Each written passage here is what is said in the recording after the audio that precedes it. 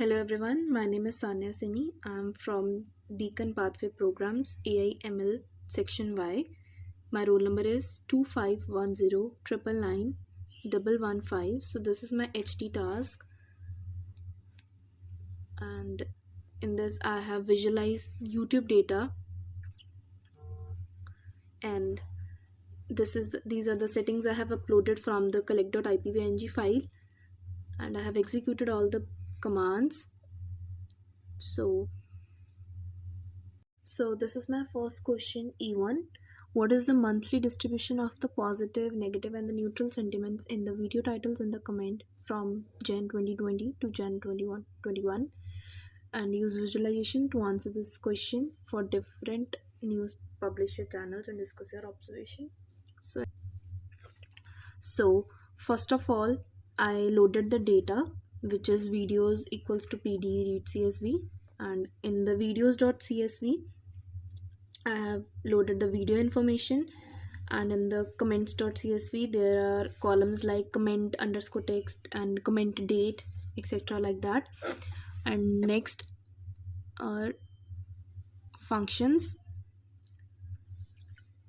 So first one, get sentimental score. This calculates the polarity score from -1 to 1 using text blob, and positive score tells us the positive sentiment, negative score tells us the negative sentiment, and the 0 1 shows the neutral part. And the get sentiment next function text, it converts the score into the category like which is +1, -1 and the neutral one. And next I converted dates and extract month year, and here you can see videos like published at PD date to date time. I have converted it to the datetime column, and then collected its data. First I converted videos and comments to the date time, and then I extracted year and month which I wanted, like from Jan 2020 to Jan 2021, like that. And next I have filled, like, given the start date and the end date, which is from Jan 2020 to Jan 2021. And next I here I have filtered that I only want the videos and comments of the given date and end time, like it should be start from the start date and end date, it should be between that range.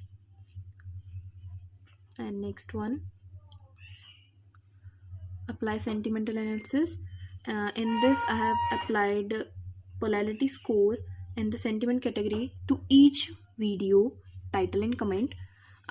Then I have defined month order, like I want from Jan, Feb, March, April, May, June, July, like that I want it. And next is convert month column to categorical with order, like months makes months appear in the calendar order, like first I want Jan, Feb, like that to December. And next is the both are these this is both for the videos and comments one, group by month and sentiment. So next I have grouped the month and the sentiment, like video underscore monthly, and this I have filtered videos filtered, I have used that and grouped it. Groups the data to count the number of videos per month, like that. And next I have visualized it. Here you can see two visualization, first one and the second one. So I have created the bar chart showing monthly count, positive or negative or the neutral one. First one, which is monthly sentiment distribution of video titles. So here we can observe that the most of the video titles are the neutral ones, which are I have given them orange like color, as you can see. And the neutral one are more in the March and then in the May. And the positive titles, I have given them color purple, and which are very few than the neutral one.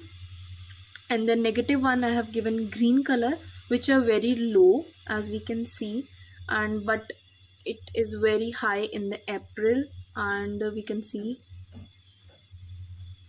And next one, observation, monthly sentiment distribution of the comments from Jan 2020 to Jan 2021. We can see this, we can here observe that comments are comments show much wider distribution of sentiment than titles. And in the March and the April months, there is a huge positive comments and neutral comments. Positive I have shown with the green, and the neutral one are shown with the blue. Here we can see that the both are at the peak levels, and there are also negative comments. As we can see, if there are positive and the neutral comments are there are negative comments as well. And the sentiment trends fluctuates monthly. As we can see, in the Jan and Feb it is very low, and then at the March it is at its peak level, and then it gets decreases. So this is my next question, E2. I have performed one more question for the HT task, which is use regression analysis with visualization to test the following hypothesis H1, H2 and H3 given. And first of all, I have calculated the sentiment scores for each video title and comment. I have given here comment score and title score, and this gives the numeric value to the text data, which we can use for the regression and visualization. And next I have grouped the comments by videos, and then I calculated the average of that comment sentiment for each video and retained video features like title score, like count and duration. Next I have plotted the I have plotted the regression plots, different for the H1 different, H2 different, like that. On the x-axis I have given title score, y-axis average comment score. Set title H1, X label and Y label. Then same for the H2, and then for the H3 I have given different x's. X is 0, as you can see, X is 1, 0, 1 and 2. So this is my output for 3.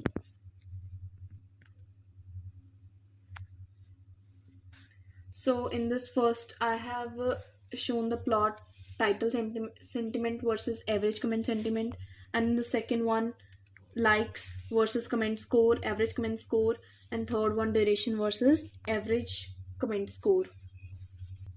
So from the first one, title score versus average comment score, we can see that the scatter points mostly are clustered around 0, which is neutral one. We can see that the majority comments are neutral, and when the regression lines is above the 0 positive one side, we can see that the videos with the more titles tend to have slightly more positive comments, and when negative side, there are the negative comments or the weak positive comments. So this is our regression line, green one. So in the next H2 with likes versus average comment score, the scatter points are mostly concentrated at the low likes, few points at very high likes, you can see in this, and regression line slightly downwards, or it in the downward direction.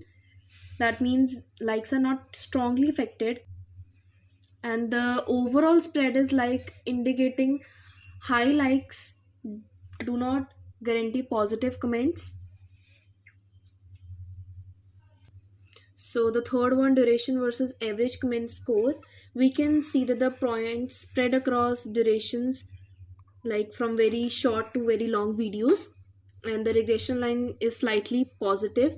The positive direction means the longer video may have a slightly increase in comment positively, but this effect is very small. So overall video duration shows a minimal effect on the comment sentiment. Both short and long videos receive mixed comments. So these are my observations. So I have done one more analysis, that is I analyzed the data from Jan 2022 to Jan 2023 for each news channel differently. So in this, the steps I have done is I merging comments with the video metadata, and then I filtered it, and then I performed sentimental analysis, and I also aggregated comments monthly by sentiment, so that the understanding of the trends is easy. And I also visualized that with the stacked bar charts, and then a summary table at the end appears. From this you can see the outputs for the first channel, second, third one, and the last one, and the table here. So I have done one more thing. In this code, I analyzed how viewer comments for multiple news channels from Jan 2020 to Jan 2023 full time period. It varies, and by first I merged comment data with video metadata, and then each comment with its channel, and the data set was then filtered with the full time period. And I created from month to month that which time period which is having the highest one. So then I classified each comment as positive, negative, and the neutral one, and then I aggregated comments monthly to identify the most engaging month per channel, and calculated its positive, negative, and comment ratio. And next one, at the end, I finally total comments per channel were composed to measure overall engagement, like providing a complete view of audience activity. So this is my output. Most engaging month per channel. It is showing total highest comments in the specific month for the specific channel, then the positive and the negative ratio, and then the last, the total one for the full time period.